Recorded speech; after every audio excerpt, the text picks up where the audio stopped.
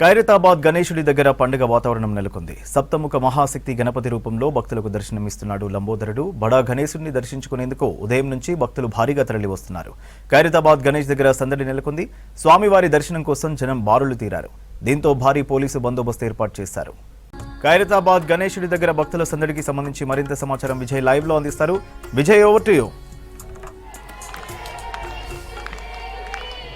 సూర్య, ఖైరతాబాద్ మహాగణపతి వద్ద మొదటి రోజు భక్తజన సందోహం కనిపిస్తుంది.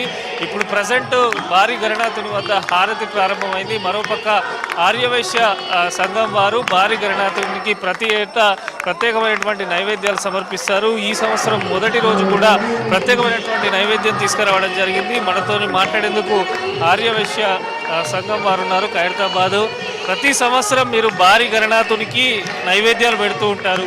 మొదటి రోజు ఈ రోజు ప్రత్యేకంగా ఏ నైవేద్యం పెడుతున్నారు? జై గణేశ, జై జై గణేశ. గణేష్ నవరాత్రుల్లో భాగంగా ఈరోజు ఖైరతాబాద్ మహాగణపతికి ఖైరతాబాద్ ఆర్యవైశ్య సంఘం తరఫున 9 రోజులు నైవేద్యాలు తీసుకొస్తాము.